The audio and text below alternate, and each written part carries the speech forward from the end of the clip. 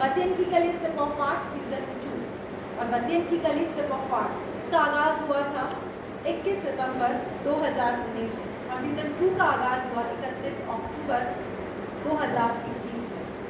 बतियन की गली एक ऐसा विचार जहाँ पर हम करें कला की बात, जहाँ हम कला को जाने, कला को समझें, कला को ओढ़ें, कला को बिछाएं और सिर्फ कला ही कला हो, जहाँ कला और कलाकार के बीच में एक अटूट अद्भुत सामंजस्य हो, वो जगह है बतियन की गली अ सिप ऑफ आर्ट। और आज बतियन की गली सिप ऑफ आर्ट की शाम का आगाज़ इस शाम की तरफ तो बस इतना सा कि आज हम बात करेंगे, आज भी होंगी कुछ कहानियाँ, आज भी होंगे कुछ अनुभव, आज भी जुड़ेंगे जज्बात, आज भी होंगे आपके हमारे एहसास, आज होंगी बातें रंगमंच की। और रंगमंच की बातें करने के लिए, रंगमंच से रूबरू होने के लिए हमारे बतियन की गली में आज हैं ऐसी दो विभूतियाँ जो देश की जानी मानी रंगमंच की अदाकारा हैं, रंगमंच के निर्देशक हैं। मैं बात कर रही हूँ additional director of general police, रंगमंच के जाने माने अभिनेता निर्देशक श्रीमान सौरभ श्रीवास्तव सर की, और साथ में मशहूर अदाकारा रंगमंच की सुस्मिता श्रीवास्तव। बहुत स्वागत है। मैं आप लोगों को बताऊं कि जब मेरी सौरभ सर से बात हुई थी बतियन की गली के लिए, बतियन की गली का कॉन्सेप्ट जहाँ पर हम सारी कलाओं और साहित्य को एक मंच पे साझा करते हैं, तो जो मैंने कहा सर इस बार हम रंगमंच करना चाह रहे हैं, चाह रहे हैं कि मैं चाहती हूँ कि आप हमारे रंगमंच की शोभा बढ़ाएं, हमारे इस मंच की शोभा बढ़ाएं, आपको आमंत्रित करना चाहती हूँ। सर ने बहुत ही सहज रूप से कहा कब आना है आप बताओ। मैंने जो तारीख बताई इसमें कहा मेरा उस दिन पुलिस डे था, तो उस दिन सर ने असमर्थता जताई, लेकिन 24 के लिए इन्होंने कहा हाँ बताइए। फिर मैंने कहा सर हमारा ये जो शो है वो परफॉर्मेंस बेस्ड टॉक शो होता है, तो सर ने कहा मैं परफॉर्मेंस कर दूँगा, बताइए कौन सी करनी है। इतनी सहजता से अगर इस व्यक्तित्व के इंसान आपसे बात करें तो आप वहीं सहज हो जाते हैं, तो मैं वहीं सहज हो गई। और उसके बाद में सर ने फिर अपनी जो आज परफॉर्म करेंगे और हमें वो सौभाग्य मिलेगा देखने का, इनके अभिनय को देखने का, महसूस करने का वो सौभाग्य जो मिलेगा वो है एक एक्टर की मौत, जिसका रूपांतरण और निर्देशन स्वयं श्री सौरभ श्रीवास्तव सर ने किया है। और अच्छी बात ये है कि वो जोड़ा जो घर में तो साथ रहता है लेकिन मंच पे भी हमें उनके अभिनय को देखने का, समझने का, जानने का मौका मिलेगा। एक एक्टर की मौत के कुछ दृश्य और उसके बाद में इनसे बातचीत, तो जोरदार तालियों के साथ मैं स्वागत करना चाहूँगी ऐसे कपल का जिन्होंने रंगमंच के क्षेत्र में एक नाम कमाया है, और ना सिर्फ नाम कमाया बल्कि जाना माना पहचाना चेहरा है और लोगों को प्रेरित करते हैं, मोटिवेट करते हैं अपने अलग अलग महकमों से होते हुए। किस तरह से बाय प्रोफेशन ही अलग अलग महकमे से हैं, लेकिन बाय हार्ट ये दोनों रंगमंच की दुनिया में अपना एक नाम रखते हैं, अपने कदम को मजबूत करके रखा हुआ है और हम युवाओं के लिए प्रेरणा है। जोरदार तालियों से स्वागत।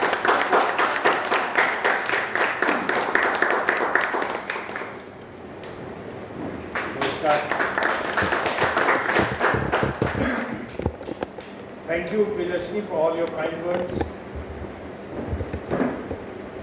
Ladies and gentlemen,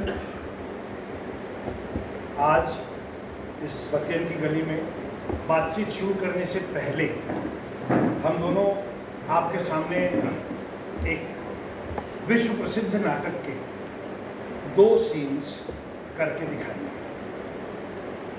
उसके बाद हम उस नाटक के बारे में भी चर्चा करना चाहेंगे, उस नाटक से जुड़ी हुई थिएटर क्राफ्ट की भी चर्चा कर सकते हैं, जनरल थिएटर के बारे में भी बात कर सकते हैं, और जो भी और आप लोग बात करना चाहें, जो कुछ प्रियदर्शनी अलाउ करें, जो कुछ प्रियदर्शनी यहाँ पर प्रेरित करें, उस तरह से हम बात करें। शुरू करने से पहले मैं बहुत संक्षेप में आपको ये बताना चाहूँगा कि ये नाटक एक एक्टर की मौत, लगभग 100 मिनट का नाटक है, 1.5 घंटे से थोड़ा ज़्यादा, और इसे क्रोएशियन के मशहूर प्लेराइट, नॉवेलिस्ट और ख़ुद एक थिएटर एक्टर और थिएटर डायरेक्टर श्री मीरो गावरान ने लिखा है। मिस्टर मीरो गावरान is a playwright जो लगभग हमारी उम्र के हैं, और अब तक उनके प्लेयर्स के 40 से अधिक भाषाओं में अनुवाद हो चुके हैं। उन्होंने कुल मिला के 2 दर्जन से ज़्यादा नाटक लिखे हैं, सैकड़ों शॉर्ट स्टोरीज लिखी हैं, बच्चों के लिए बहुत सा साहित्य लिखा है और नॉवेल्स भी लिखे। मैंने उनके 2 नाटकों का हिंदी में एडेप्टेशन किया। मैं पिछले 10 बरस से लगातार विश्व के दूसरी भाषाओं के जो मशहूर नाटक हैं उनको हिंदी में एडाप्ट करता हूँ। उसके पीछे एक मेरी सोच है, और वो सोच ये है कि बहुत सारे हिंदी के पाठक और हिंदी के रंगमंच के दर्शक दूसरी भाषाओं के नाटकों के बारे में कुछ जान ही नहीं पाते, क्योंकि वो भाषाएं उन्हें आती नहीं हैं। जर्मन, स्पेनिश, क्रोएशियन और अंग्रेज़ी से शायद किन्हीं कारणोंवश उनकी जानकारी अंग्रेज़ी में कम है। तो मैं ऐसे नाटकों को अंग्रेज़ी के माध्यम से हिंदी में एडाप्ट करके और उन्हें परफॉर्म करता हूँ। उसी कड़ी में ये भी एक नाटक है। मीरो गावरान के 2 नाटकों का मैंने हिंदी में एडाप्टेशन किया है। एक का नाम है द डॉल और दूसरे का नाम है डेथ ऑफ एन एक्टर, एक एक्टर की मौत। क्रोएशियन भाषा में इसका टाइटल था कदा उमिरे ब्लूमाक, जिसका माने मोटा मोटा यही होता है। इस नाटक की बेसिक कहानी ये है कि लगभग 60 बरस की उम्र के 2 एक्टर्स हैं।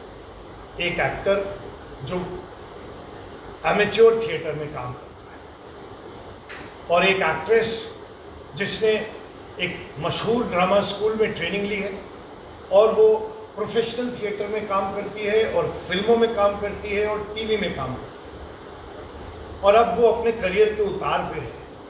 और ये लोग 60 बरस की उम्र में एक चैरिटी शो करने के लिए, एक ओल्ड एज होम के लिए एक चैरिटी शो करने के लिए ये दोनों किसी नाटक की परफॉर्मेंस के लिए रिहर्सल में साथ मिलते हैं, और फिर धीरे धीरे वो रिहर्सल करते करते उनके बीच में आपस में एक समझ पैदा होती है, उनके बीच में आपस में रिलेशनशिप ग्रो करती है, और यही कहानी उस नाटक की कहानी है। हम इसके 2 सीन्स आपके सामने पेश करेंगे, जिनमें इन दोनों का पहली बार मुलाकात हो चुकी है, और अब वो अपनी रिहर्सल्स में अपने रिहर्सल रूम में साथ साथ हैं। कैसे वो रिहर्सल करते हैं, कैसे वो अपनी व्यक्तिगत ज़िंदगी की और दूसरी अपनी रंगमंच से जुड़ी ज़िंदगी की बातचीत करते हैं, ऐसे 2 छोटे छोटे सीन्स हम आपके सामने करेंगे, और फिर प्रियदर्शनी अपनी बतियन की गली में आपको अपने साथ ले जाएंगे।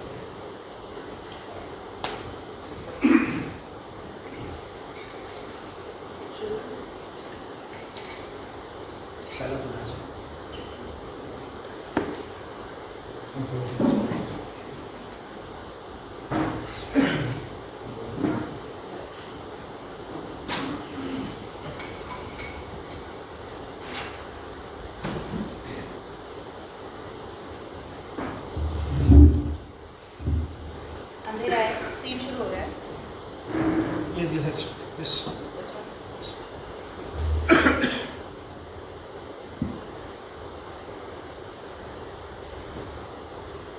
हम दोनों के बीच बहुत कुछ घटित हो चुका है और काफी कुछ तो निहायत भद्दा है। लेकिन बहुत सारा अच्छा भी तो था। हाँ था, लेकिन बहुत कम। I am sorry but I can't. मैं तुम्हारे साथ ये प्ले नहीं करना चाहती। तुम चाहती नहीं हो करना, या मैं नहीं कर सकती। देखो, तुम कर सकते हो अगर तुम चाहो तो। देखो, मुझे पता है कि मुझसे भी ज़्यादा तुम्हें ज़रूरत है इस प्ले को करने की। मैं शायद तुमसे ज़्यादा लकी रहा हूँ।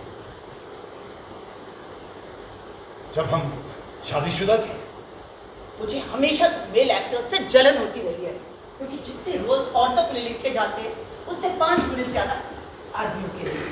मुझे हमेशा प्लेराइट्स की इस बात से नफरत होती रही है कि वो औरतों के लिए रोल्स ही नहीं लिखते, और अगर लिखते भी हैं तो उन्हें पता ही नहीं होता कि किस तरह से लिखें।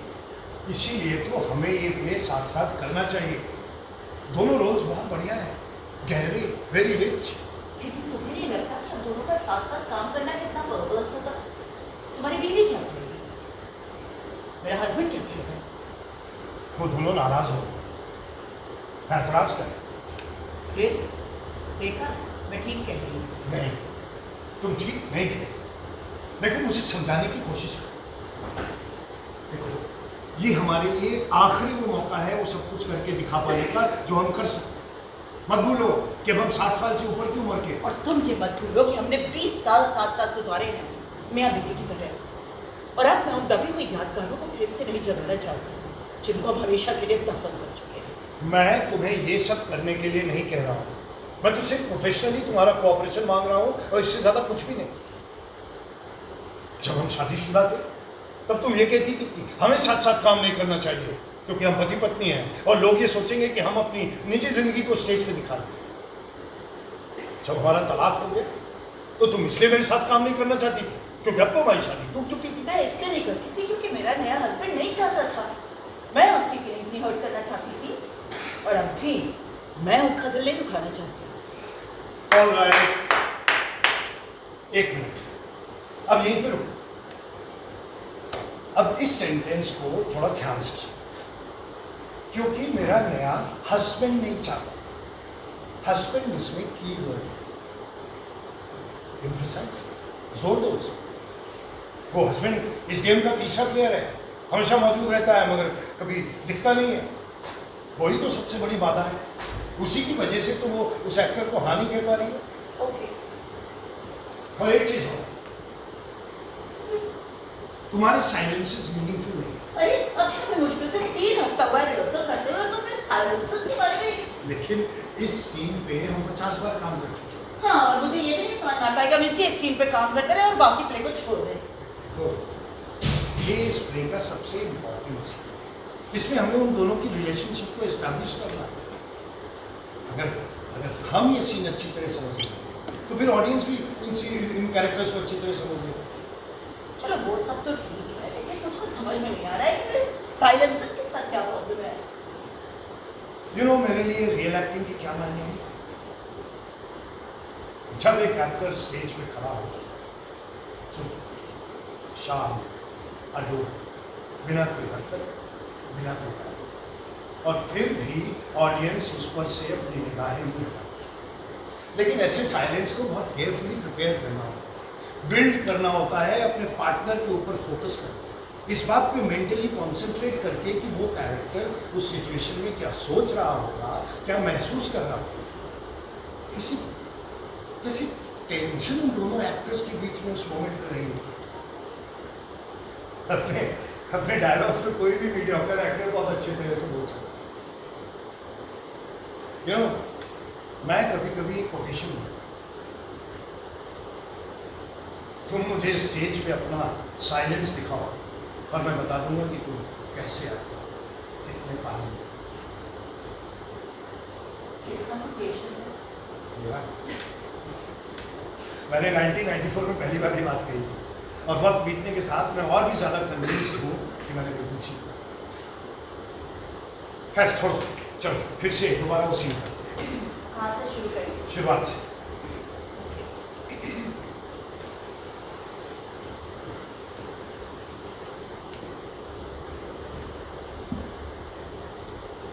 हम दोनों के बीच बहुत कुछ घटित हो चुका है और काफी कुछ तो निहायत भद्दा भी, लेकिन बहुत सारा अच्छा भी तो था। हाँ था, लेकिन बहुत कम। I am sorry but I can't. मैं तुम्हारे साथ ये काम नहीं करना चाहती। तुम चाहती नहीं हो करना या? मैं कर नहीं सकती। That was one scene where this is where we finished.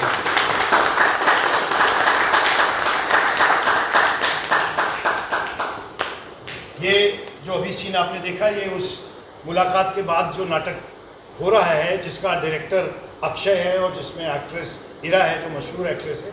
उन्होंने एक सीन किया कभी एक दिन की तैयारी, कुछ समय बाद, महीना भर बाद, 1.5 महीना बाद वापस जो घटित होता है वो हम आपके सामने अब पेश करेंगे। The scene starts now. इस तरह से मतलब वाक्य गुजरते चले जाते हैं। कई वाक्य ऐसे हो गए, कई बार ऐसी रिहर्सल्स और मुलाकातें हो गई। अब एक लेटर स्टेज पे आप ये मान लीजिए कि ये जो अभी आपने सीन देखा वो 4-5वें रोज की रिहर्सल थी या कुछ बात भी हुई कि 3 हफ्ते 3 हफ्ते की, 3 हफ्ते की रिहर्सल के बाद ये अब था। अब 1.5 महीने की बात का एक सीन है जो हम आपके सामने करेंगे, फिर भी रिश्ता भी बदल चुका है। चीजें different हो गई हैं।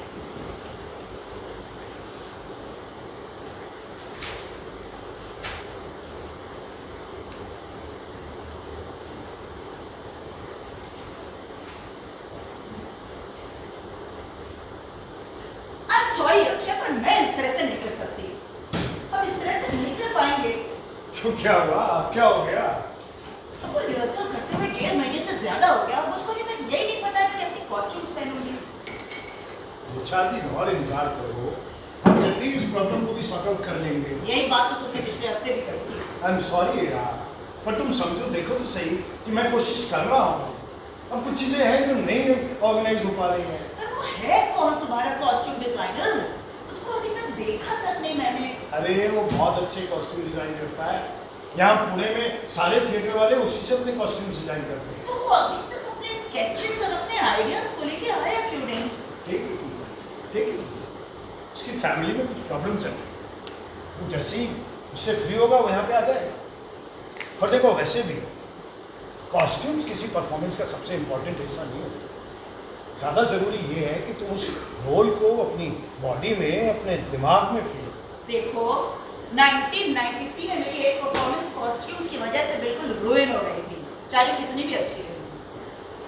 तुम इसलिए नहीं फ्लॉप हुई थी क्योंकि तुम्हारी कॉस्ट्यूम्स खराब थी, फिर इसलिए हुई क्योंकि तुम 38 वर्ष की थी और 19 वर्ष की लड़की का रोल कर रही थी। अब तो मुझे इंसल्ट कर रहे हो। नहीं, बिल्कुल नहीं। मैं तुम्हें सिर्फ फैक्ट्स एंड फिगर्स दूँ। देखो, हर एक्ट्रेस की जिंदगी में वो वक्त आता है जब उसे ये समझ लेना चाहिए कि अब वो एक अल्लड़ जवान छोकरी का रोल नहीं कर सकती और उसे सिर्फ मैच्योर औरतों के रोल्स करने चाहिए। उस वक्त मेरी लाइफ में कुछ प्रॉब्लम चल रहा था, मुझे नहीं याद है वो रोल मैंने क्यों एक्सेप्ट किया था। वो रोल तुमने सिर्फ इसलिए एक्सेप्ट किया था क्योंकि एक यंग लड़की का रोल करना तुम्हारी वैनिटी को फ्लैटर करता था। तुम ये प्रूव करना चाहती थी कि तुम अभी भी यंग हो। मालूम है मुझे तुम्हारी किस बात से सबसे ज्यादा चिढ़ लगती है? किस बात से? ये कि तुम सोचते हो तुम सब कुछ जानते हो। हाँ, लेकिन मैं जानता हूँ। अगर मैं तुम्हारा दोस्त रहा होता ना, तो तुमने वो सारी गलतियाँ और वो सारे गलत फैसले नहीं लिए होते जो तुमने जिंदगी में किए। हाँ, तो आप तो मुझे ये बताने वाले हो कि मैंने अपनी लाइफ में और भी बहुत सारी गलतियाँ की। हाँ, बिल्कुल करी। फॉर एग्जाम्पल 2002 में जब तुमने वो महाभारत की आधुनिक व्याख्या करने वाले उस प्रतीकात्मक प्रयोगवादी नाटक में गांधारी की भूमिका करना स्वीकार किया, सारा टाइम वो कृष्ण बेचारा कदम के पेड़ की फुनगी पे बैठा बांसुरी बजाता रहता है और तुम सारे कैरेक्टर्स उस पेड़ के चारों ओर घूम घूम के ऊपर देख देख के नाच नाच के उससे बातें करते रहते थे। हमारे यार, मुझे याद है हर रिहर्सल के बाद मेरा सिर और मेरी गर्दन पूरी तरह दुखते थे। पर वो मॉडर्न प्रोडक्शंस का जमाना था और वर्मा वैसे ही डायरेक्ट करता। अरे वर्मा एक नंबर का बेवकूफ था और वो वैसे ही डायरेक्ट करता था। वर्मा को एक्टिंग की कोई समझ ही नहीं, उसको ये समझ ही नहीं है कि थिएटर सिर्फ चीप सिंबलिज्म नहीं है। तुम ऐसे कैसे कह सकते हो? उसका कॉन्सेप्ट था कि राजा का और ईश्वर का इस दुनिया से एलिनेशन हो गया, इसलिए हमारी बात उन तक नहीं पहुंचती। हाँ, जैसे वो सारे कौरव और पांडव तो भी बंदर और लंगूर थे जो उन पेड़ों से नीचे उतर ही नहीं पाए थे। मैंने वर्मा को कभी अच्छा डायरेक्टर नहीं देखा। अरे पर उससे तो इतने सारे अवार्ड्स मिले। वो सारे अवार्ड्स पाते हैं, बेमानी है। वो तो सिर्फ डायरेक्टर को ग्लोरीफाई करते। इस तरह के थिएटर को रियल एक्टर्स की जरूरत ही नहीं। उनका इंटरेस्ट तो किसी बेहुदा से इंटरप्रिटेशन और बेवकूफ़ी भरे कॉन्सेप्ट में। एक अच्छी, बढ़िया, पावरफुल स्क्रिप्ट और ऑथेंटिक इनोसेंट एक्टिंग की उन्हें कोई दरकार नहीं और इसी वजह से ऑडियंस ने नाटकों को छोड़ दिया है। ऐसे नाटकों की वजह से दर्शकों ने थिएटर में आना ही छोड़ दिया है। इसका मतलब है तुम मॉडर्न थिएटर को बिल्कुल नहीं वैल्यू करते। नहीं, मैं मॉडर्न थिएटर को मानता हूँ क्योंकि जो आज मॉडर्न है वही कल को क्लासिक हो जाता है। लेकिन मैं फैशनेबल थिएटर देख रहा हूँ क्योंकि वो सेंसलेस खोखला है। अच्छा, एक्टिंग का मतलब सिर्फ बॉडी के पोस्चर्स बनाना है और चिल्लाना है। और डायरेक्टर एक्सपेरिमेंट करने वाला मसीहा। तुम बात ही ठीक कह रहे हो। नहीं, मैं पूरी तरह ठीक कह रहा हूँ क्योंकि मैं दर्शकों के पैरोकार की तरह बात करूँ। मैं खुद थिएटर का प्रैक्टिशनर हूँ और मेरा इंटरेस्ट उस थिएटर में है जो एक बढ़िया स्क्रिप्ट और अच्छे एक्टर्स के एक साथ मिलने से पैदा होता है। जहाँ मेंटल और फिजिकल एनर्जी की हार्मनी स्टेज से बहती है और ऑडियंस में दर्शकों के पास पहुँचती है। फिर उसे आम दर्शक भी समझ लेता है और उसको किसी इंटरप्रेटर की, किसी बिचौलिए की कोई जरूरत नहीं है। तुम उस कुंवारी मासूम लड़की की तरह बात कर रहे हो जो एक शादी को बहुत ही आदर्श चीज समझती है, क्योंकि वो आज तक कभी किसी पुरुष के साथ 3 दिन और 3 रात लगातार नहीं रही। उसके समझ में 2 लोगों के साथ रहने और साथ जीने के यही मायने हैं कि वो बड़े रोमांटिकली खुश रहेंगे, एक दूसरे को देख के मुस्कुराएंगे, जेंटली किस करेंगे। लेकिन थिएटर सिर्फ ऐसी आदर्श चीजों पे नहीं टिका है। थिएटर निहायत ही नीरस और निहायत ही मामूली चीजों पे जीता है। और थिएटर से जुड़े जो लोग भी हैं उनकी भी अपनी अपनी अच्छाइयाँ और बुराइयाँ हैं। ये जिस थिएटर पोएट्री के सपने तुम देखते हो, ये भी तुम्हारे ही दुख और तुम्हारे ही दुर्भाग्य की उपज है। अब एक एक्टर भी तो आखिरकार एक जीता जागता इंसान है। उसके बिना चाहे भी उसके इमोशंस, उसके रोल्स में, उसके परफॉर्मेंसेस में छलक जाते हैं। You know, मुझे ये हमेशा से तुम्हारी एक बहुत बड़ी कमजोरी क्या? है कि स्टेज पे तुम्हें देखने से पता चल जाता था कि कब तुम्हारी लाइफ में क्या गड़बड़ चल रहा है। एक प्रोफेशनल एक्टर के साथ ऐसा नहीं होना चाहिए। दर्शकों को ये नहीं पता चलना चाहिए कि तुम्हारा मूड खराब है या फिर तुम्हारा सिर दुख रहा है। मुझे नहीं पता चलना चाहिए था कि तुम्हारे हस्बैंड का किसी लड़की से गहरा अफेयर चल रहा है और तुम बुरी तरह परेशान हो। वो सब मुझ में इतना दिखाई देता था क्या? हाँ, दिखाई देता था। उस पूरे साल तुमने बगैर कंसंट्रेशन किया, पहले ऐसा नहीं था। मेरी 45th बर्थडे पर मुझको पता चला कि उसका किसी नर्स के साथ अफेयर चल रहा है। मेरे ऊपर तो जैसे बिजली गिरी। उसका 3 महीने की प्रेग्नेंट थी। अब कुछ रोका नहीं जा सकता था, कुछ बदला नहीं जा सकता था। वो एक नई जिंदगी की तरफ जा रहा था, एक नई शुरुआत। और मैंने अपने आप को बहुत अकेला और रिजेक्टेड पाया। कुछ दिनों के बाद मेरी बेटी भी पढ़ने के लिए अमेरिका चली गई। मेरा तो जैसे अचानक पूरा परिवार ही छिन गया। रातों रात सब कुछ जैसे ढह गया। सब कुछ नहीं, अभी तुम्हारा थिएटर तो था ना तुम्हारा। कोई अपनी जिंदगी को सिर्फ एक ही डिमेंशन का नहीं बना सकता। उस वक्त मैं सिर्फ इतना चाह रही थी कि मैं हर चीज से दूर चली जाऊं, अपने दोस्तों से, अपने शहर से, सबसे। और उसकी जगह मुझे हर शाम स्टेज पे होना होता था और अपने इमोशंस पे कंट्रोल करना होता था। मैं जो इमोशनली कुछ भी हुई थी,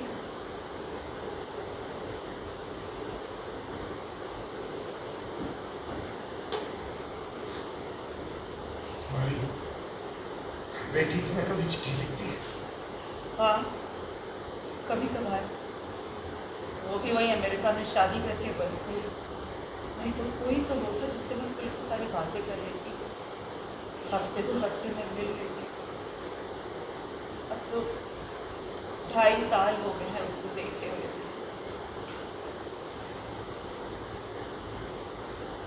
You know, मुझे कल अचानक लगा कि मेरे लिए भी शायद यही बेहतर होगा कि मैं तुम्हारी तरह एक ओल्ड एज होम में रहूँ, चाहे अपने अपार्टमेंट में अकेले। क्या फालतू की बात कर रही हो?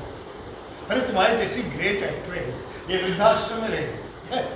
तुम भी तो यही कहते हो। मेरी बात और है। मैं तो जब घर में रहता था तब भी बिल्कुल अकेला था, और जब से मेरी वाइफ की डेथ हुई तब से मेरे लिए उस घर में रहना मुमकिन नहीं था। बहुत सारी यादें बनी थी उसमें। फिर जब मेरे बेटे की शादी हुई तो मैंने सोचा कि अब मुझे इन लोगों को ज़्यादा परेशान नहीं करना चाहिए, तो मैंने वो मकान उन्हें दे दिया और मैं यहाँ पे। अगर मैं उनके साथ रहता तो उनकी राह में रोड़ा बनता। अभी हमारे उनके ताल्लुकात अच्छे। तुम लोग मिलते हो? हाँ, मैं जाता हूँ महीने में एक बार किसी संडे को खाने पर। वो लोग तो कह रहे थे कि हर वीकेंड पे आ जाए तुम, पर मैंने कहा महीने में एक बार ही काफी हो, इससे ज्यादा जाने पर उनको परेशानी हो।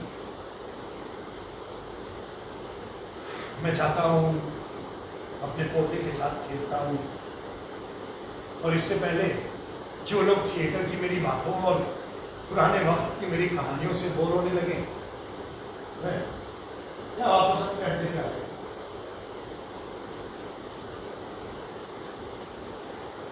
पर मुझे याद है कि पहले तो तुम बड़ी दुबली पतली सी होती थी, एकदम सूखी टिड्डी जैसी। बाद में अचानक से 2002 में तुमने वेट पुट ऑन किया। बस वो तुम्हारी आंखें वैसी रह गई थी जैसी वो एंट्रेंस एग्जाम के टाइम पे थी। जब कोई एक्टर वेट पुट ऑन करता है ना, तो वो और ज्यादा कन्विंसिंग, और ज्यादा इसी दुनिया में लगने लगता है।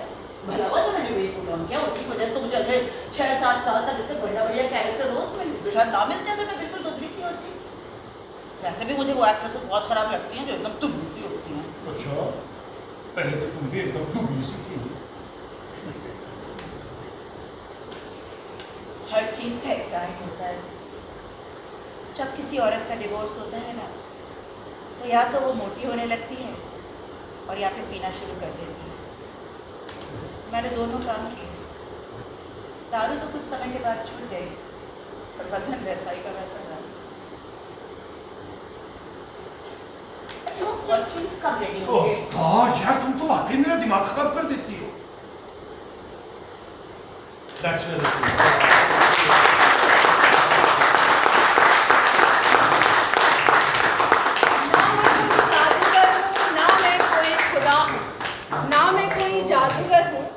ना ही मैं कोई खुदा हूँ, मैं तो रंगमंच का खालिस अभिनेता हूँ।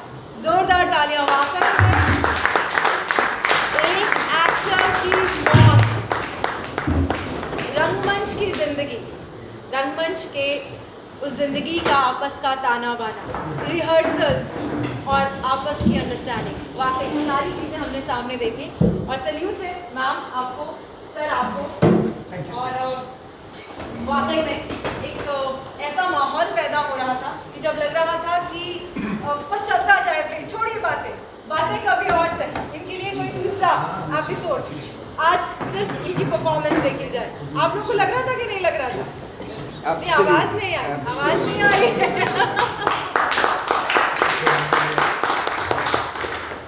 मेरे ख्याल से हम लोग इसका शो जयपुर में मेरे ख्याल से 15-20 मई के बाद कोविड शो तो ज़रूर करेंगे।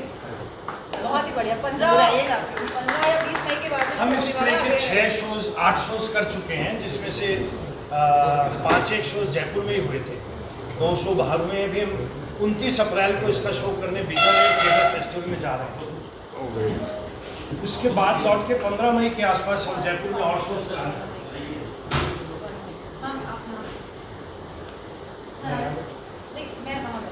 आपको जोड़े से बिठाएंगे? हाँ हाँ, जैसे तो सर, नाटक एक एक्टर की मौत।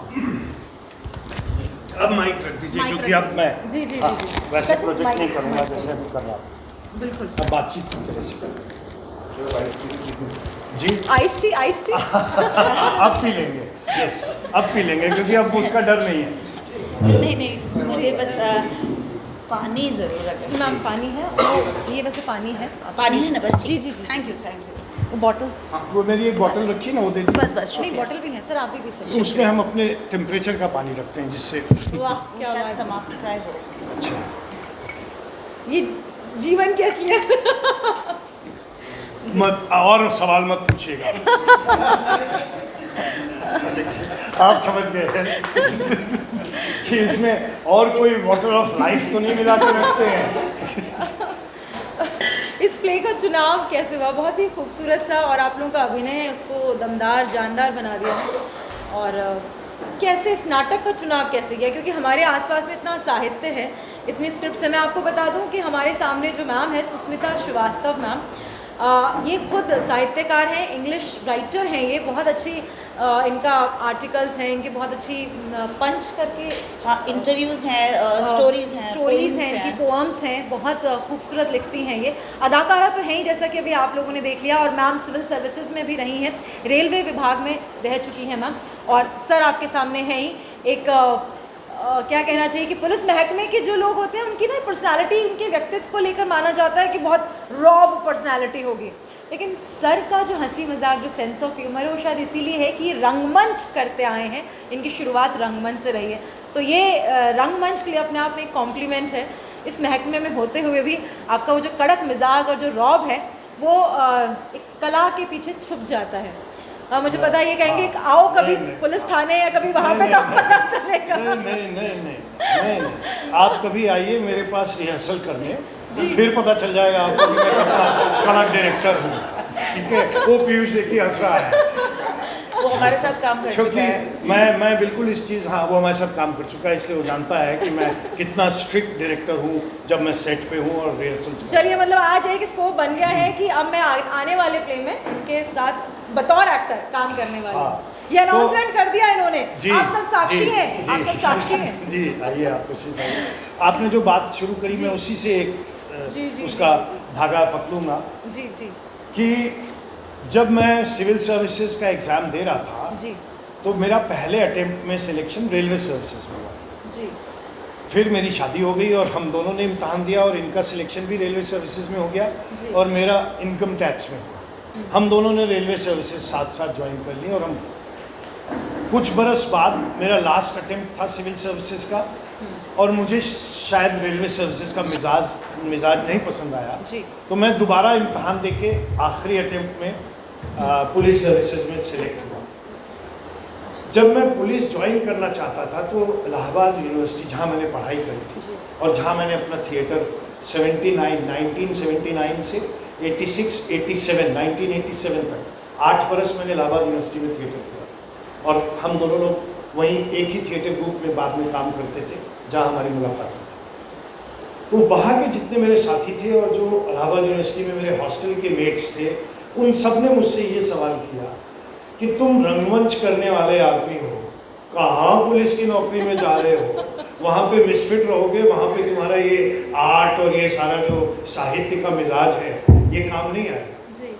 तो मेरा ख्याल है अब मैं अपनी नौकरी के आखिरी बरस में हूँ, अगले साल अप्रैल के महीने में मैं रिटायर हो जाऊँगा और मैंने 30-32 बरस पुलिस में उस सवाल का जवाब दे दिया है कि मैं रंगमंच का होते हुए भी पुलिस की नौकरी कर सकता हूँ और सफलतापूर्वक कर सकता हूँ।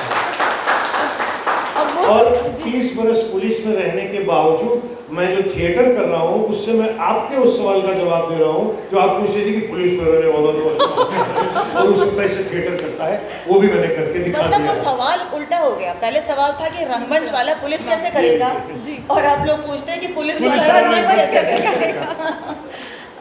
ये जो एक एक्टर की मौत जो अभी हम सबने देखा है, आप नहीं मैम कोई दिक्कत नहीं, वो उस रिकॉर्डिंग के लिए ठीक है। तो एक एक्टर की मौत, इसका चुनाव कैसे किया? जैसा कि मैंने पहले भी कहा था, हमारे पास में अथाह साहित्य है, उसमें से चुनना बहुत बड़ी बात होती है। तो मैं बताता जी, मैंने अभी शुरुआत में जिक्र किया कि पिछले 10-1 साल से मैं इस दिशा में काम कर रहा हूँ और 6 किताबें मेरी पब्लिश भी हो चुकी हैं और 4 अभी अंडर पब्लिकेशन है।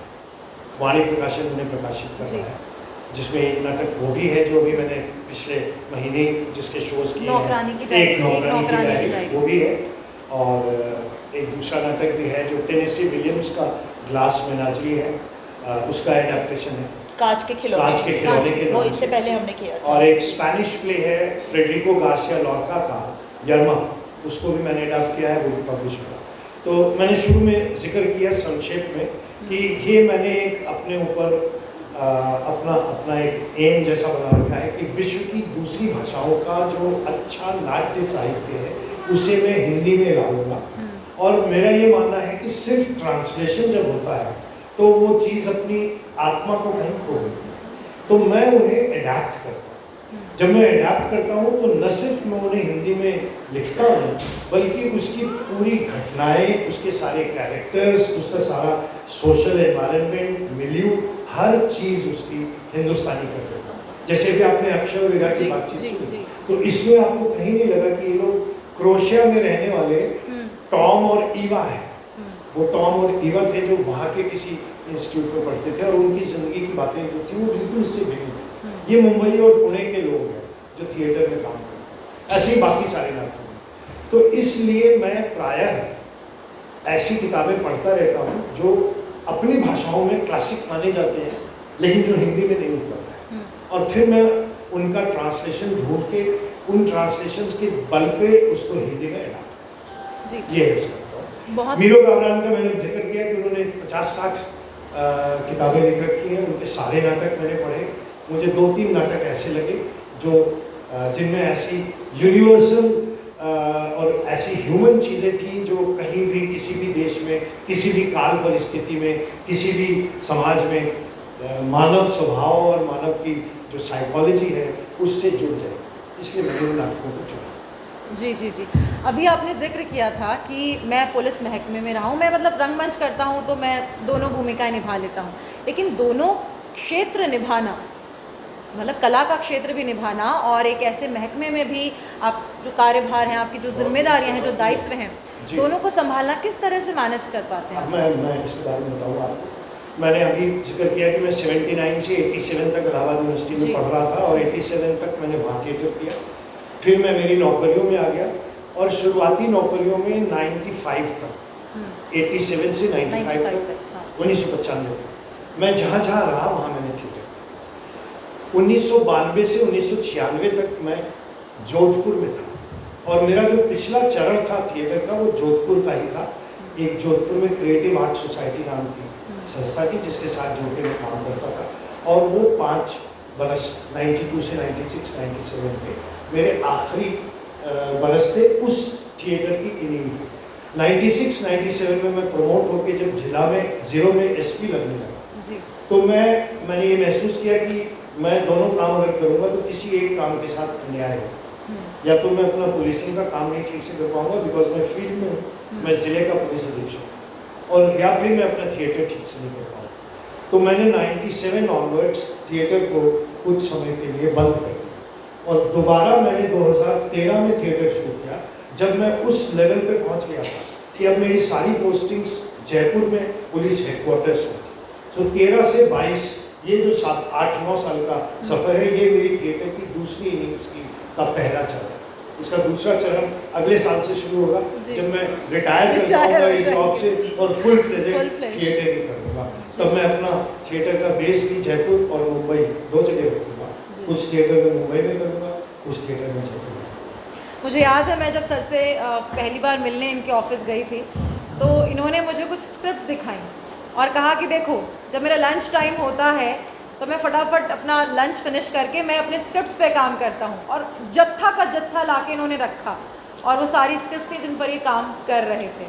तो ये ही शायद एक कर्मठता है, जुझारूपन है, रंगमंच और पुलिस महकमे में रहते हुए दोनों दायित्वों को आराम से निर्वाह कर रहे हैं। उनका सल्यूट है सर आपको। अच्छा, इन दायित्वों के बीच में, क्योंकि एक महकमा आप संभाल रहे हैं बाय प्रोफेशन और आप रंगमंच को भी कर रहे हैं, मैम को कितना समय दे पाते हैं? 1 मिनट। मैम जवाब देंगी इसका। मैं खतरा नहीं उठाऊंगा गलत जवाब देने का। मैं आपसे, आप एक महिला हैं जी, आपको मुझसे पहले ये सवाल पूछना चाहिए था जी, कि जिस दौरान सर जोधपुर में नाटक कर रहे थे, उस दौरान आप क्या कर रही थी? जी जी जी। तो मैं आपसे कहना चाहूँगी कि उस दौरान ये नाटक कर रहे थे और नौकरी कर रहे थे। मैं नौकरी कर रही थी, बच्चे संभाल रही थी और कुछ भी नहीं कर रही थी। नाटक भी कर रहे एक नहीं, जिस दौरान आप सेकेंड इनिंग्स में नाटक कर रहे थे, उस दौरान मैं चुपचाप 1 साल बरस की लड़की थी हमारी बड़ी वाली। लगा दिया ना झगड़ा। ये जरूरी है चीजें कि एक, वो कहते हैं ना, हर सफल पुरुष के पीछे एक महिला का हाथ होता है, और वो महिला हमारे सामने है, इसीलिए जुझारूपन से, कर्मठता से काम कर पाए। तो जितना सल्यूट उनका है, उससे ज्यादा सल्यूट हमारी सुस्मिता मैम को है। और ये बहुत बड़ी बात होती है, क्योंकि मैं खुद जॉब में हूँ, या जॉब में मैं जब काम करती हूँ, तो वाकई में जब आप एक जॉब में आ जाते हैं, उसके बाद में उस जॉब को छोड़ना पारिवारिक जिम्मेदारियों के लिए सौम्या जी भी यहाँ बैठी हैं, नहीं, तो बहुत मैंने सारे- अपनी नौकरी सिर्फ पारिवारिक जिम्मेदारियों के लिए नहीं जी। छोड़ी, उसके पीछे कुछ अन्य भी कारण अच्छा थे। अगर आप बताना चाहें। मैम आप कह रहे थे कि आप कुछ नहीं कर रहे थे, आप एक नई पीढ़ी को आप एक- तैयार कर रहे थे, बहुत बड़ा काम है। Exactly. अरे मैं नहीं, मजाक के नहीं, तौर पे नहीं, कह रही नहीं, थी। मैं वही तो मजाक सोच के रहा तौर हूँ पे कह रही कि थी। ये खुद बताएंगे कि उस दौरान इन्होंने कौन कौन से नाटक किए मेरे साथ। नहीं वो नहीं, स्टेज पे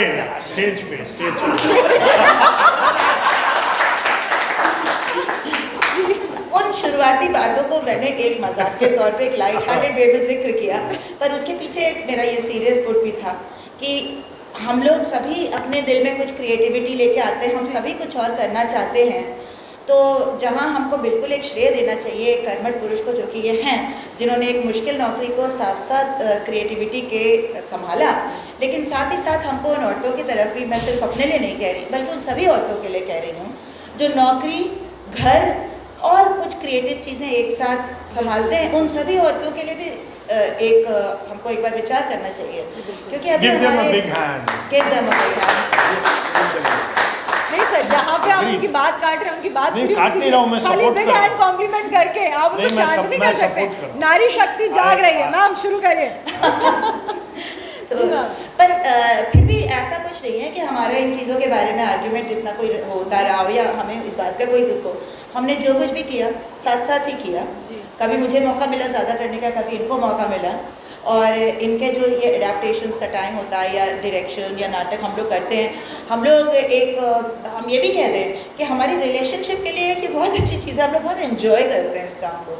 जब हम नाटक एक साथ करते हैं तो नाटक, मैं आगे थिएटर क्राफ्ट के बारे में थोड़ा बात करूँगी, पर मैं कहूँगी कि नाटक को समझने की प्रक्रिया जी। अपने आप में बहुत रुचिकर होती है, और जब आप उसमें एक साथ रहते हैं तो आपको मतलब वाकई जीवन का आनंद आता है एक तरह से। जी जी जी रही बात मेरे नौकरी छोड़ने की, हाँ जी। मैंने नौकरी क्यों छोड़ी, इसके दो कारण थे।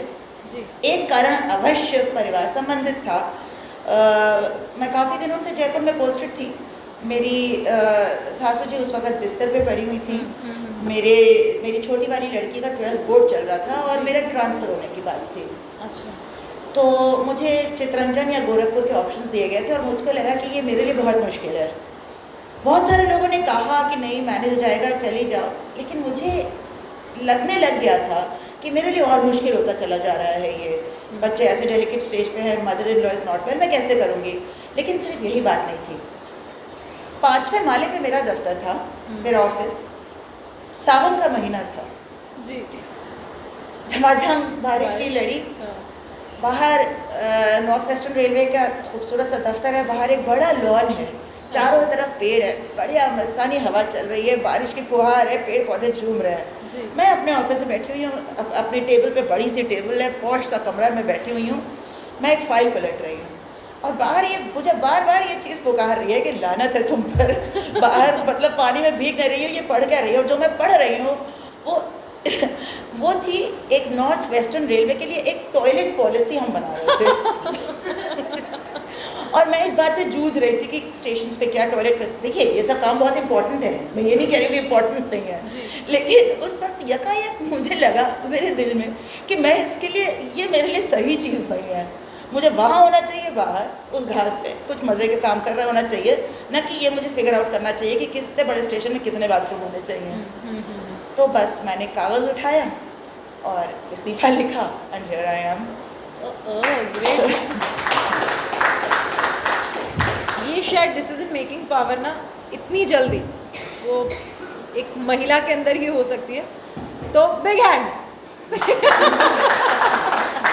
अच्छा, वो भी मुझे बताएं मैम, जो मैंने सवाल पूछा था कि जब ये इतना दोनों चीज़ों को मैनेज कर रहे होते हैं, अपना प्रोफेशन भी और अपना रंगमंच भी, आपको कितना समय दे पाते हैं? और हाँ, शायद ये एक बड़ा मुख्य कारण है। देखिए मेरा फर्स्ट पैशन थिएटर नहीं है, वो इनका फर्स्ट पैशन है। जी मेरा फर्स्ट पैशन पोएट्री है, जी ठीक है, लेकिन मैं थिएटर मेरा इंटरेस्ट है, लेकिन मैं उसमें इतना ज़्यादा इसीलिए शायद जुड़ी हुई हूँ क्योंकि मुझे लगता है कि मुझे अपने पति का साथ चाहिए, तो मुझे इनके साथ थिएटर करना चाहिए।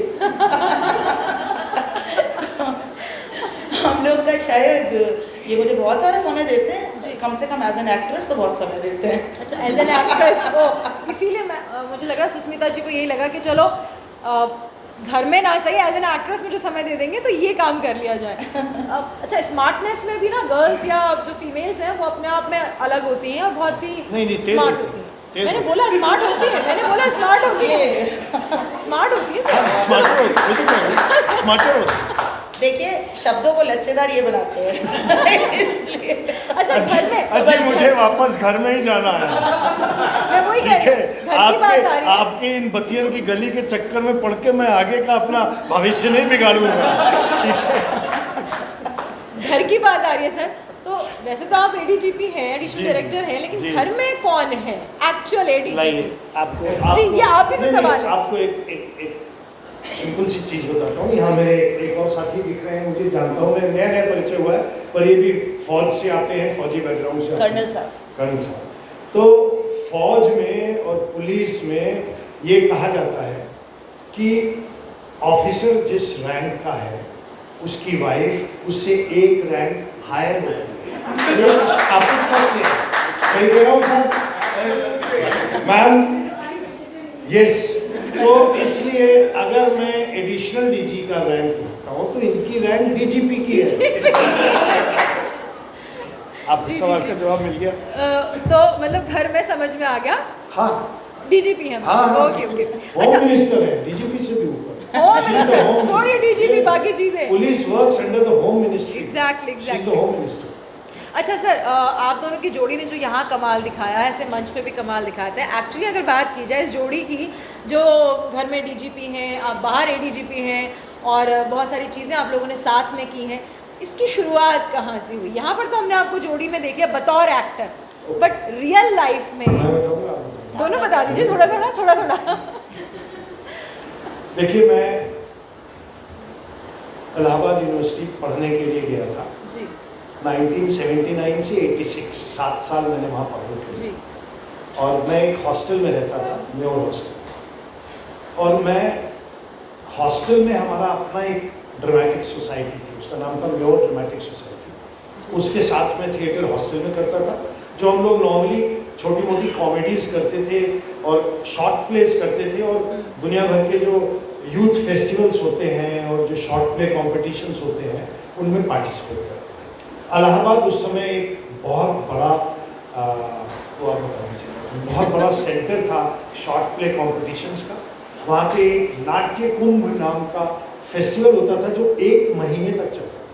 पूरे 1 महीने तक वो नाट्य कुंभ होता था, जिसमें सुबह से शाम तक नाटक होते थे, कॉम्पिटिशन्स होते थे नाटकों के, और महीने के बाद तो हम लोग उसमें पार्ट लेते थे उस ग्रुप की तरफ से।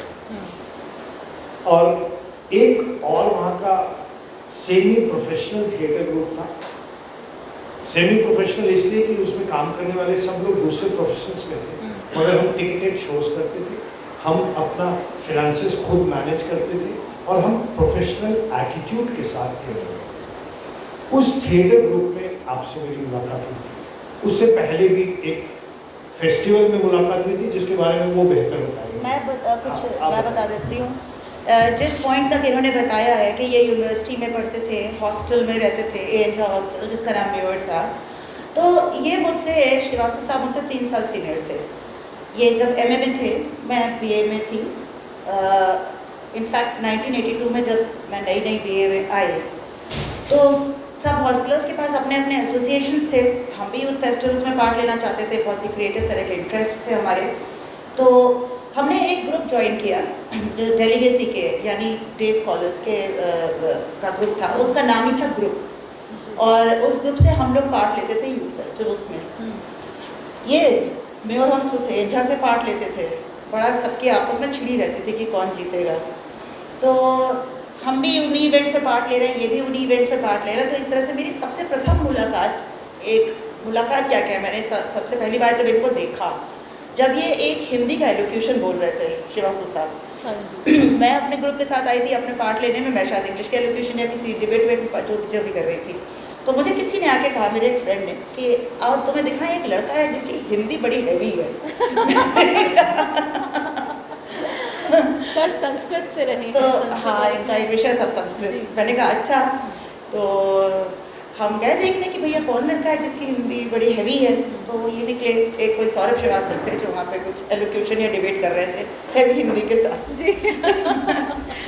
उसके बाद कुछ समय के बाद हमारी प्रतिस्पर्धा हुई, ये अपनी टीम के साथ जैम कर रहे थे, जस्ट मिनट हम अपनी टीम के साथ जैम कर रहे थे, बड़ी टाँके की भिड़ंत भी हुई, थोड़े थोड़े मतलब जो एक एक्सट्रीम कंपटीशन होता है वो भी हो गया कि हम जीतेंगे कि तुम जीतोगे। इस तरह से कई फेस्टिवल्स में हम लोग पार्ट लेते रहे, हमारी बार बार मुलाकात होती रही, क्योंकि इस तरह के काम अगर आप करते हैं तो you run into each other. फिर हमको याद है एक हम लोग ने यूथ फेस्टिवल में पार्ट लिया, ये लोग प्ले लेके आए थे, हम भी प्ले लेके आए थे, इनको बेस्ट एक्टर मिला, हमको बेस्ट एक्ट्रेस मिला। फिर क्या हुआ कि इनके हॉस्टल को एक कोई प्ले में पार्ट लेना चाह रहे थे, पर इनका बॉयज़ हॉस्टल था, इनको एक लड़की की ज़रूरत थी, तो शायद यही बात है ना, तो इनको याद आया कि अरे कोई थी तो सही सुस्मिता जिसने वहाँ पे पार्ट लिया था, तो इन लोगों ने मुझे बुलाया। तब मैंने पहली बार लाइफ में इनके साथ काम किया। फिर कुछ ही दिनों के बाद हम दोनों ने कैंपस थिएटर नाम का वो थिएटर ग्रुप ज्वाइन कर लिया, जो अंग्रेज़ी के एक प्रोफेसर थे सचिन तिवारी, वो चलाते थे।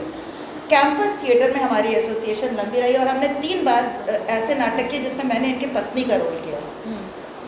तो इसके आगे आप ही बता दीजिए। इसके आगे हम क्या बताना नहीं, वो मुलाकात सीधा शब्द नहीं, में कहूँ तो वो- मोहब्बत में कब बदली वो जिस मुलाकात? नाटक का ये जिक्र कर रही है वो आँख से निकली हुई रोशनी नाम का एक नाटक था, जो पहली बार किया, जो पहली बार हम लोगों ने साथ काम किया था, जिसमें इन्होंने एक टीचर का रोल किया था और मैंने एक थानेदार था। हाँ वो थानेदार ही तो थे आप, तब से इनके दिमाग तभी में से था। थानेदारी मेरे ऊपर थोप दी गई थी। एनीवे हम लोगों ने कैंपस थिएटर में प्रोफेसर सचिन तिवारी के साथ काम किया, लंबे समय तक काम किया। महाभोज किया आपने, व्यक्तिगत किया। टिल 87 हमने काम किया। और यहाँ पे एक डॉक्टर रवि चतुर्वेदी जी हैं, थिएटर के बड़े जाने माने नाम, वो भी सचिन तिवारी के साथ काम कर चुके हैं। सचिन तिवारी वो senior to him, so but Wardha university के बोर्ड में भी सचिन तिवारी थे और रवि जी तो वहाँ पे रहे हैं। तो वो एसोसिएशन हमारा वहाँ से उस वक्त से है, और हम उस समय इप्टा के थिएटर फेस्टिवल्स में बनारस, लखनऊ, कानपुर जाते थे अपने शोज़ कर, और बहुत सारे प्लेस हमने अच्छे प्लेस उस समय पे करे। मुख्यमंत्री इनका चाणक्य सेन का, महाभोज मनु भंडारी का, and so on and so, व्यक्तिगत लक्ष्मी नारायण, व्यक्तिगत तो हम बात इन में सारे करते हैं। नाटकों में हम लोगों ने साथ साथ काम किया। बस धीरे धीरे शादी हो, बोलिए हम सुनना चाह रहे हैं। फिर साथ साथ सिविल सर्विसेज भी दे रहे थे। जी जब सिविल सर्विसेज में सेलेक्ट हुए तो एक छोटा सा ट्रेनिंग के दौरान ब्रेक आया, फिर मैंने वहाँ जहाँ पे मैं ट्रेनिंग करता था वहीं पे एक थिएटर ग्रुप बना लिया, वहाँ थिएटर करने लगा मैं, 2-3 प्लेस वहाँ भी कर डाले, बड़ौदा में रहा वहाँ भी कर डाले, हैदराबाद में रहा वहाँ भी किए। वापस मेरी पोस्टिंग, पहली पोस्टिंग रेलवे पुलिस में जोधपुर में हुई, और मैं 2.5 साल जोधपुर में रहा। उस 2.5 साल के दौरान हमने जो काम किया, जिसका ये जिक्र कर दिया, उसमें भी इनके साथ मैंने 3 नाटक किए, जो तीनों में इन्होंने भाग लिया था और मैं भी उसमें शामिल था। और क्रिएटिव आर्ट सोसाइटी के विश्वदत्त जोशी, रमेश भाटी, शब्बीर, सईद, कुमार राजीव, इन सब के साथ हमने जोधपुर में काम किया, इस सब लोगों ने मेरे साथ काम किया। फिर वो ब्रेक रहा मेरा, और अब मैंने वापस 2013 से फिर से शुरू किया है, जब मैं आईजी के उस रैंक को क्रॉस कर गया जो फील्ड में पोस्ट होता है। जब से एडिशन लीजिए तब से मैं यही काम, शाम को मैं 2 घंटे हर रोज़ थिएटर में होता हूँ, और ऑफ कोर्स दोपहर में लंच टाइम में से वक्त चुरा के लिखता हूँ, जो ये एडेप्टेशन है वो मेरे उस टाइम। अच्छा, यहाँ पर मैं मैम से जानना चाहूँगी, उसके बाद ओपन सेशन आप लोगों के लिए खुल जाएगा। वो आप साहित्यकार हैं, आप पोइट हैं, आप कई रचनाएं आपने लिखी हैं, पढ़ी भी हैं, आपकी कई रचनाएं, कई पुस्तकें आपकी जो हैं वो सामने आई हैं, कई आर्टिकल्स भी हैं, कई किस तरह से आप रंगमंच को और कविताओं को मतलब एक उसमें सूत्र में, मतलब आपके नज़रिए से रंगमंच और कविताएं क्या हैं? ये एक अच्छा सवाल है। बाकी सवाल कैसे थे? जी यूँ कहना चाहिए कि मतलब ये एक उलझा हुआ कॉम्प्लेक्स क्वेश्चन है। जी देखिए, एक तरह से रंगमंच और कविता एक दूसरे से बहुत भिन्न हैं। जी रंगमंच परफॉर्मिंग आर्ट है, रंगमंच एट द मोमेंट भी 2 लोगों के बीच में होता है। कविता अकेले करने वाली एक अकेले की अनुभूति है, आपके पास रीडर होता है लेकिन उस वक्त नहीं होता जिस वक्त आप लिख रहे हैं। During the process of creation in poetry you are alone, during the process of creation in theatre you are not alone. ये एक बहुत फंडामेंटल डिफरेंस है दोनों में।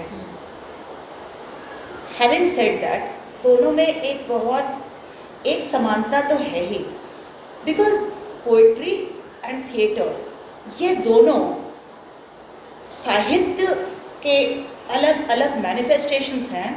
और साहित्य क्या है?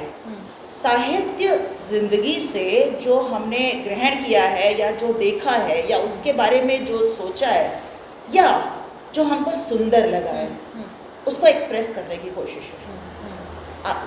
सौंदर्य, मैंने एक बात कही, एक तरीका है कि आप सौंदर्य के बारे में बात करिए, दूसरा है कि आप मैसेजेस के बारे में या मॉरल्स के बारे में बात करिए। लेकिन आप कैसे भी साहित्य को देखिए, वो आपके और ज़िंदगी के बीच में एक डायलॉग है।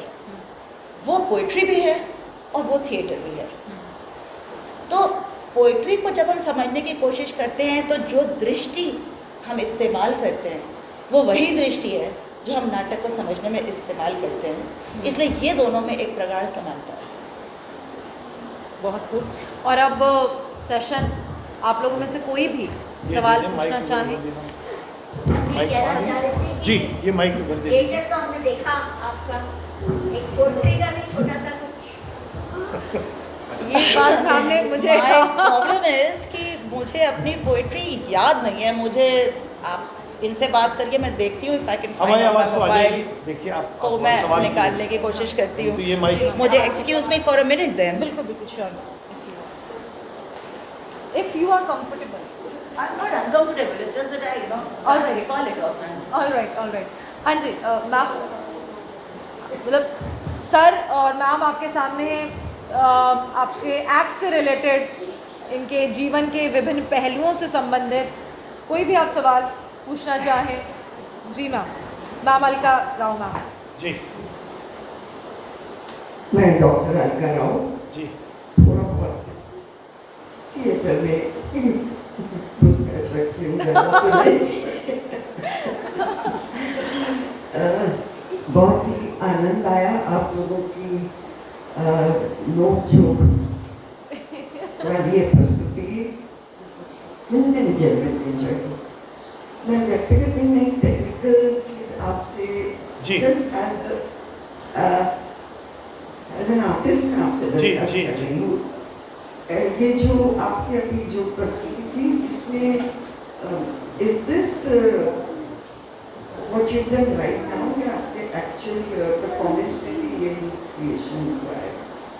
जो अभी हमने हाँ, किया, जी, it is actually Actually. those scenes Okay, which yes. we do there, but of course with costumes, light Yeah, effects that is okay. and more props and things. नहीं, But we actually do it this way only. okay, Okay, ये yeah.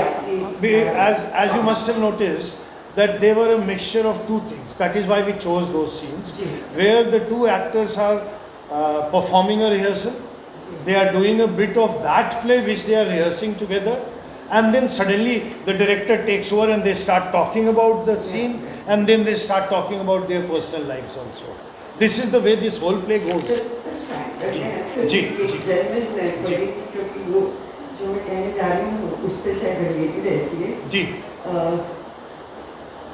ये analysis नहीं है, लेकिन as a performer मुझे ऐसा लग रहा है कि ये जो आपका बिट था जिसमें मैं यहाँ बैठी थी और एक पुरानी बात कही जा रही थी कि तुम्हारी जिंदगी में नर्स का अफेयर। हाँ, वो कुछ उनके हस्बैंड के बारे में बात, पुराने हस्बैंड के हाँ, बारे में, हाँ। राइट।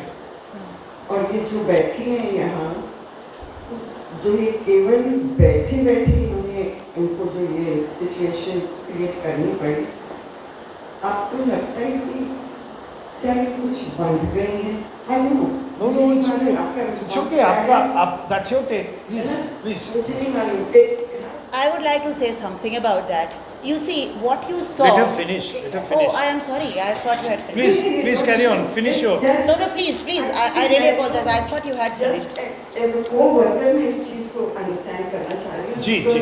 मुझे ऐसा लगा कि ये जो परफॉर्मर है शायद उसको यहाँ बैठे बैठे रहने से वो बन गया है, मुझे लग रहा है कि मेरी सोच है अगर वो कि खड़े होके आगे उस जाके सिचुएशन में बहुत सी संभावनाएं हैं। आपने क्या कहा पीछे? Can you just repeat that? हाँ I can say that. I said that एक एक्टर की जिंदगी में ऐसा नहीं होना चाहिए, ऑडियंस को नहीं पता चलना चाहिए कि कब तुम्हारा मूड खराब है, कब तुम्हारा सिर दुख रहा है। नहीं, मुझे नहीं पता चलना चाहिए था उसके कि तुम्हारे हस्बैंड का किसी लड़की से गहरा अफेयर चल रहा है और तुम बुरी तरह परेशान। Exactly. मतलब I saw that performance, Yes. I was in the audience and I could sense it. Yes, then she starts her story. exactly. तो मुझे ऐसा लग रहा है जी कि वो जो वर्कर उस वक्त इनको शायद एक बंधन में बंध गई है ये। उस स्टूल पे बैठ के बात करने से। फ्रीडम मिलने का बहुत चांस है जी। उसमें।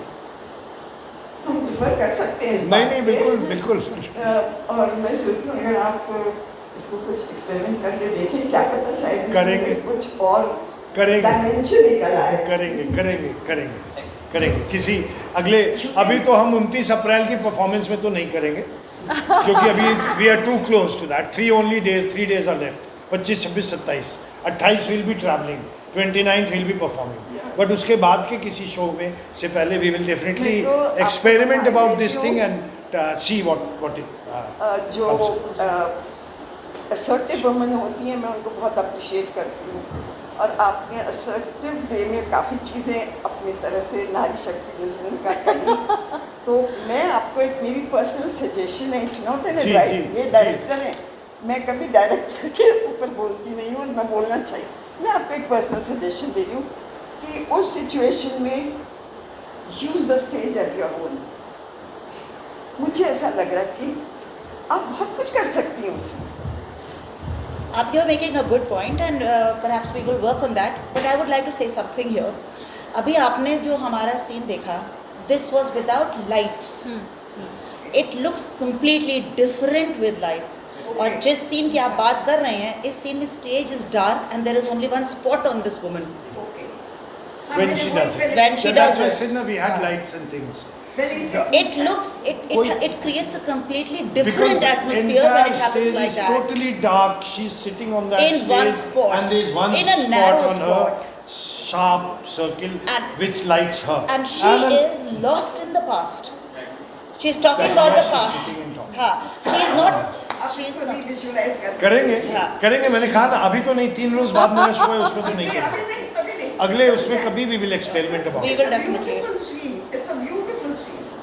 Thank you And Thank we you. have enhanced the beauty of this Batyan ki gali ka एक Exactly, project. yeah. Exactly.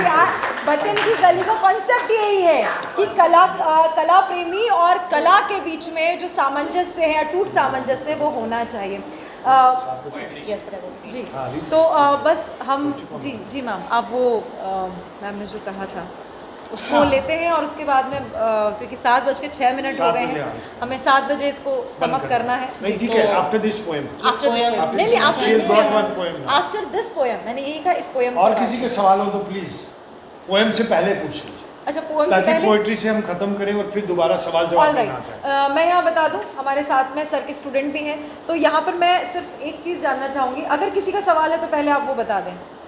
अगर किसी का सो दैट वील आप जस्ट पर तो मैं आ ही रही हूँ, आप पर तो मैं आ ही रही हूँ, पीयूष आए थे ना, पीयूष। पोएम के बारे में हाँ हाँ सवाल हाँ करना चाहते हैं। किसी और का कोई सवाल है अभी यहाँ पे, कोई और बात कहना चाहते हैं? ठीक है, तो हम पीयूष पर आते हैं, उसके बाद में सीधा पोएम पे एक लेते मेरी हैं। छोटी सी क्यूरी है Please. I was lucky enough कि हम भारत भारती जी से अल्फाबेट थिएटर के सीखे हमने, पर एक चीज़ मुझे आज तक भी क्लियर नहीं हुई कि डायरेक्टर बैठता है यहाँ, एक्टर होता है स्टेज पे, तो अगर मान लो वो यहाँ से बोलता है कि 3 steps डाउन स्टेज राइट, तो वो राइट डायरेक्टर का राइट होता है या कंफ्यूजन मेरा है। ब्रिटिश थिएटर में और अमेरिकन थिएटर में इसको लेके कन्फ्यूजन पैदा हुआ है, और अमेरिकन थिएटर में जहाँ चीज़ें सिखाई जाती हैं वहाँ everything is from the point of view of the actor. So when an actor stands and faces the audience, so stage right and stage left are according to his. And British theatre इसको audience के वहाँ से देखता है, director जहाँ बैठ के बात कर रहा है वहाँ से राइट और लेफ्ट होता है. So this confusion will always be there, don't worry about it. और सर जैसे वीरो व्याकरण जो है उनके प्लेस को कई सारी लैंग्वेज के अंदर ट्रांसलेट के हिसाब से किया गया, तो ऐसी कौन से मतलब न्यूएंसेस है जो कि किसी स्क्रिप्ट को यूनिवर्सल बनाते हैं कि हर कोई उससे रिलेट करता है? ओके, देखिए जो कैरेक्टर्स किसी नॉवेल में या किसी प्ले में, मैं नॉवेल का जिक्र इसलिए कर रहा हूँ कि मेरा पिछला नाटक एक नॉवेल पे बेस्ड था. मैंने नॉवेल को एडाप्ट करके नाटक में तब्दील किया. ये तो सारे लिखे हुए नाटक थे जिनका मिल्यू चेंज किया, जिनका एनवायरनमेंट चेंज किया, जिनके कैरेक्टर्स के नाम और दूसरी चीज़ें बदली. आपने एक नाटक में काम किया था जिसका नाम था मायने गंभीर होने के. वो इम्पोर्टेंस ऑफ बीइंग अर्नेस्ट का एडेप्टेशन था. इम्पोर्टेंस ऑफ बीइंग अर्नेस्ट में दोनों कैरेक्टर्स लंदन के सबर्ब्स में गांव के ज़मींदार थे, बड़े बड़े लॉर्ड्स थे. वो यहाँ पे लखनऊ के अवध के तालुकेदार हो गए थे. तो ये चेंज तो सिर्फ सर्कमस्टांशियल चेंज है, बाहर का चेंज है.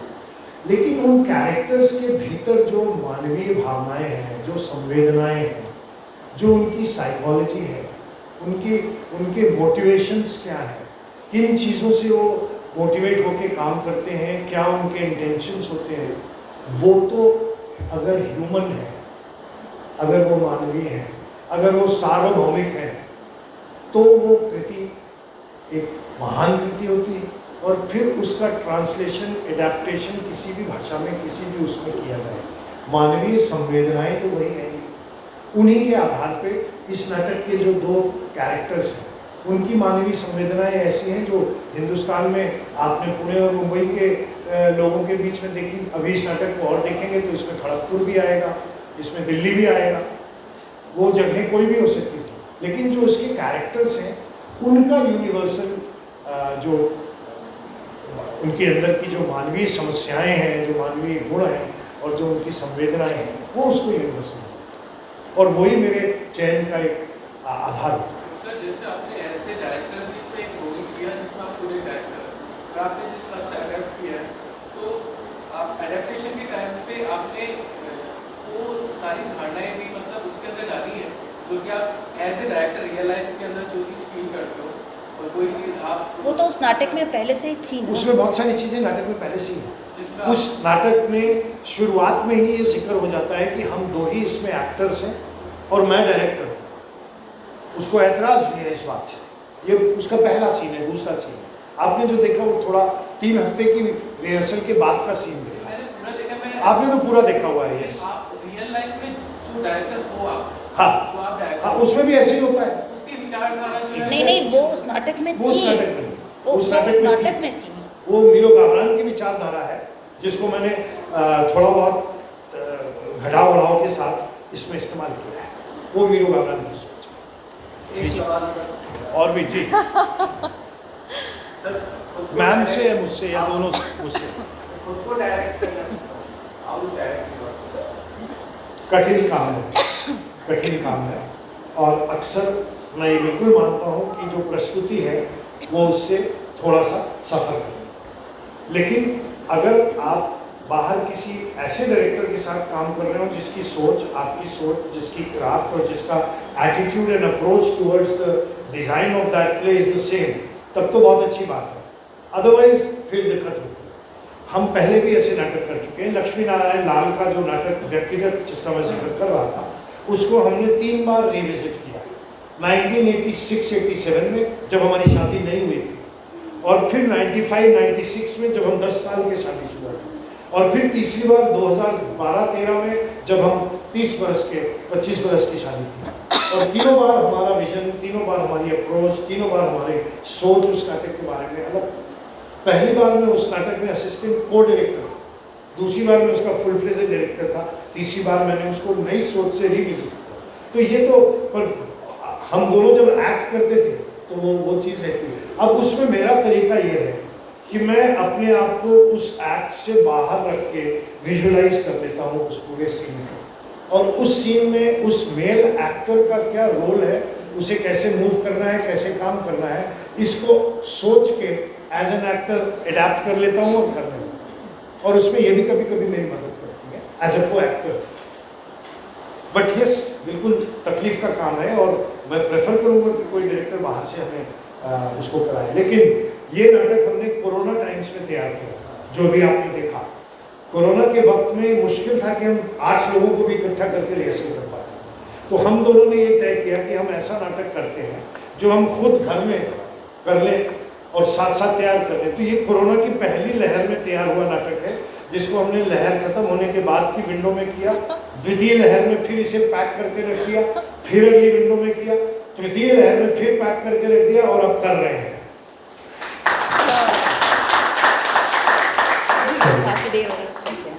मैम के जो पोएम है उससे हम आगे सुनेंगे और उसके बाद आगे की जो परंपरा है हमारी। जी मैम, मेरे पूर्णिमा ख्याल मैम से ने कहा काफी देर हो गई है, अब शायद हमें वाइंड अप करना चाहिए। मैम अगर ज़्यादा लंबी नहीं है तो हम थोड़ा सा सुन लें और उसके बाद में बस उसके बाद फाइंड अप किए। जी ओके, तो कविता अंग्रेज़ी में है, मैंने अंग्रेज़ी में ही लिखती हूँ। और ये मेरा एक एक्सपेरिमेंट था जिस दौरान मैं कोशिश कर रही थी कि जो उर्दू का गज़ल फॉर्म है उसको इंग्लिश में ट्राई करूँ। तो ये उस दौरान की कविता है। ये एक गज़ल है जिसका नाम है अ नेम फॉर मी। और मैं बताना चाहूँगी कि जैसे आपका तखल्लुस होता है ना, आप उर्दू पोइट्री लिखते हैं तो आपका नाम होता है जो कि आपका वास्तविक नाम होता है। मैं जब अंग्रेज़ी में गज़ल लिखती हूँ तो मेरा नाम होता है तबस्सुम, क्योंकि तबस्सुम का मतलब होता है मुस्कुराहट, और वो सुस्मिता मेरे नाम से कुछ कुछ संबंधित है, इसलिए मैं ये इस्तेमाल करती हूँ। जी। पोएम का नाम है a name for me.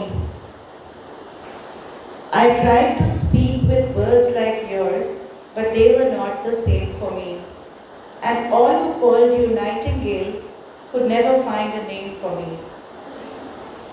You plan your moves with gravity and taste your joys with sanity. I would have known these pleasures too, had life not been a game for me. I tried to rest a weary beauty in your clear infinities. Our love, why did you have to go and find a picture frame for me? You feared the fire while I lived, light then no candle in my name. The ashes of my soul resist your finding little flames for me. You ask me who I am. I know, such questions are too grave by far. So let me smile and you can say, Tabassum is a name for me. वो बहुत खूबसूरत है, बहुत खूबसूरत वाकई में। यहाँ आपका जो साहित्य है, आपकी जो पोइट्री या एज अ पोइट और जो रंगमंच की हमें जो चीज़ें दिख रही हैं वो वाकई में बहुत खूबसूरत है। आपने जिस तरह से अल्फाजों का यहाँ पे यूज़ किया है और सबसे एंड वाली जो लाइन है जिसमें आपने तबस्सुम शब्द का यूज़ करते हुए उसको एंड किया है, वाकई में बहुत खूबसूरत है। इस पर भी बहुत सारी बातें हो सकती हैं लेकिन समय कम है और मैं आपका थोड़ा सा समय और लेते हुए आगे बढ़ते हैं। और बातचीत अगर आपको और करनी है तो मैम और सर से जब भी आगे मुलाकात हो आप कर सकते हैं इस संदर्भ में। इसीलिए हम 5:30 से 6 का जो टाइम रखते हैं टी का, हाई टी का, वो इसीलिए रखते हैं कि हमारे जो बीच के संवाद हैं वो स्थापित हो सकें। आगे की परंपरा की ओर बढ़ते हैं। सर और मैम आपकी परमिशन चाहिए यहाँ पर। हमने सीज़न 2 से कर्मठ युवा सम्मान शुरू किया है और हर एपिसोड में हम उसमें किसी ना किसी कला से संबंधित जो हमारे युवा हैं उनको हम सम्मानित करते हैं जो बाकी युवाओं के लिए प्रेरणा बने। तो आज हमारे बीच में है just dance top 18, India's Got Talent, एंटरटेनमेंटली कुछ भी करेगा और Myntra, police factory comedy serial में कॉमेडी रोल विद डांस इन्होंने निभाया है। ऐसे परफॉर्मर, ऐसे कोरियोग्राफर जो हैं राजस्थान जयपुर की शान, जिन्होंने टीवी शोज़ में राजस्थान का नाम ऊंचा किया है, जयपुर का नाम ऊंचा किया है, हमारे संजय ढाका जी। जोरदार ताली संजय ढाका जी। सर नाम आपके कर रंगों से सम्मानित किया था। आगे आगे आ जाओ। आइए प्लीज। आइए हाँ, please। दोनों दोनों दोनों दोनों दोनों। अच्छा, अभी बीच में आप हाँ जी, हाँ ऐसा जी, हाँ जी। लगेगा जैसे मुझे दे रहे हैं। हाँ। हाँ, अब आप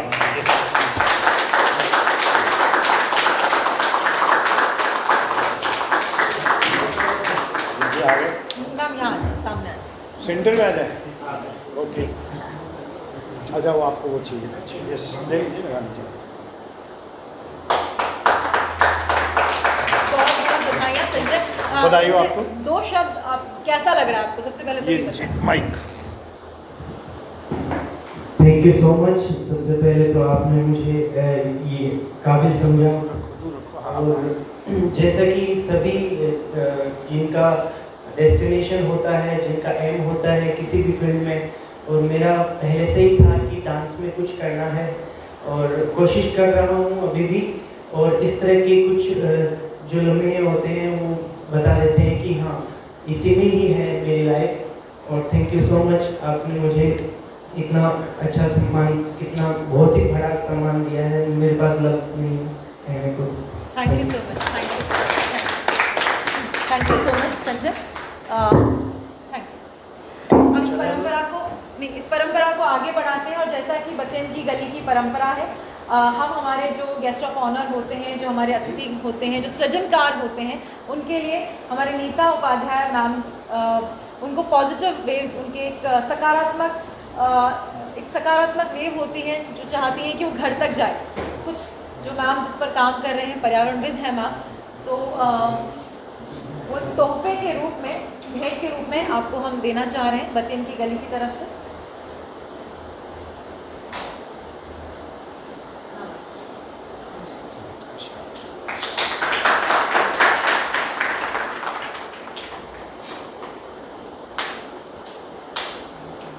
Thank you so much.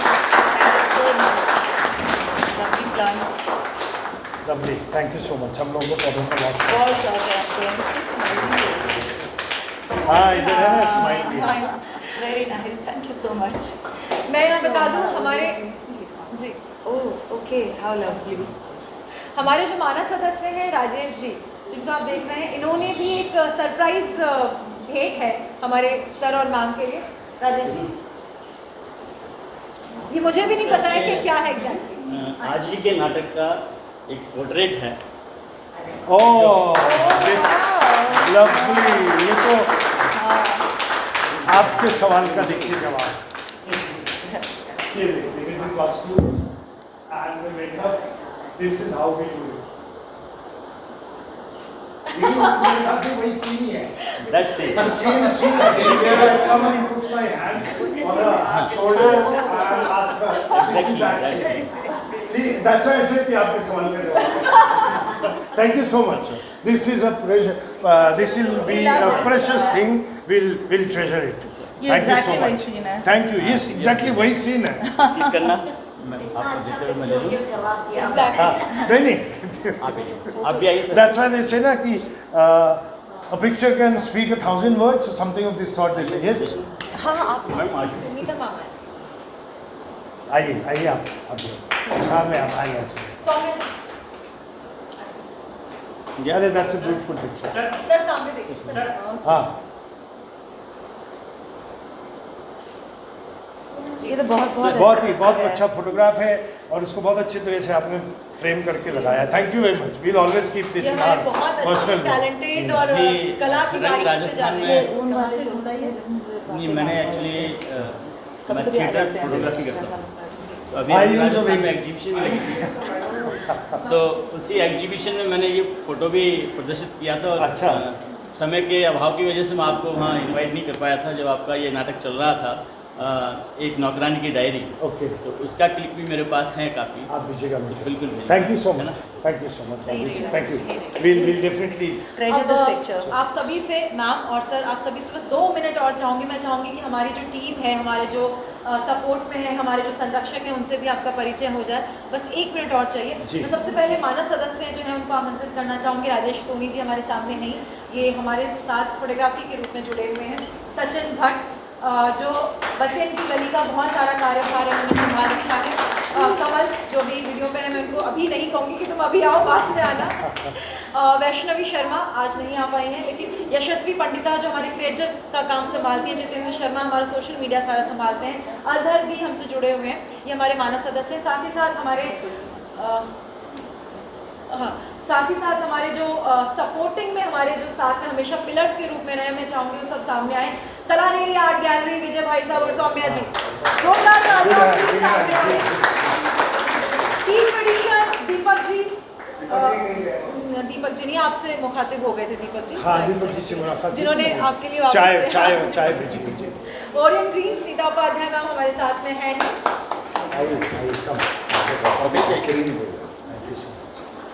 Thank you. Curio performing art society Kavi Mishra ji, Curio performing art society मेरी खुद की संस्था है जी। और अब मैं उनका जिक्र करना चाहूँगी जो हमारे संरक्षक हैं। बार बार मेरे इधर से कान में उधर से कान में आने, मैंने कहा हाँ भाई आ रही हूँ मैं सबके लिए। तो जो हमारे संरक्षक हैं, मैं उनका नाम आपके सामने करूँ। सबसे पहले पंडित आदरणीय विश्वमोहन भट्ट जी, सर्वेश भट्ट जी, बसंत जेटली सर, नीता उपाध्याय मैम और रेशमा खान मैम, ये हमारे संरक्षक हैं, ये हमारे पिलर्स हैं, हमारे सपोर्टर्स हैं जो आपको सामने देख पा रहे हैं आप जिनको, और हमारे मानस सदस्य, ये पूरी टीम है, तब जाके बतियन की गली से पॉफाज आपके सामने आया है। और मैं आपको ये और बता दूं कि मई में बतियन की गली से पॉफाज सीजन 2 का ये जो चरण है इसको समाप्त करेंगे, और उसके बाद में हम बढ़ेंगे बतियन की गली से पॉफाज सीजन 3 की तरफ। तो ये छठा एपिसोड है और 7वें एपिसोड में हम इस सीजन के अंतिम चरण पर होंगे। आज का जो सेशन रहा sir, thank you so much, बहुत अनुभवी रहा हमारे लिए, बहुत ज्ञानवर्धक रहा, उसके लिए आपका तहे दिल से बहुत बहुत आभार, शुक्रिया कि आप बहुत छोटे से आमंत्रण पर आप आए और आपने स्वीकार किया। Thank you so much audience. आपको बता दूं कि बतियन की गली यूट्यूब, फेसबुक और इंस्टा पे आप जुड़ सकते हैं। ऐसे ही कलानेरी से अगर आप जुड़ना चाहें, क्यूरियो से आप जुड़ना चाहें, ओरियन ग्रीन से आप जुड़ना चाहें, टी ट्रेडिशन से आप जुड़ना चाहें, तो ये इनकी आने वाले जो आयोजन हैं, इनके आने वाले जो इवेंट्स हैं, आप इंस्टा, फेसबुक और यूट्यूब चैनल से जुड़ सकते हैं। Thank you so much. आगामी आयोजन के बारे में आपको बता दिया जाएगा मई। Thank you so much. Thank you so much. बहुत बहुत बधाई सर, बहुत बहुत बधाई। Thank you. Gagan, thank you. मेरी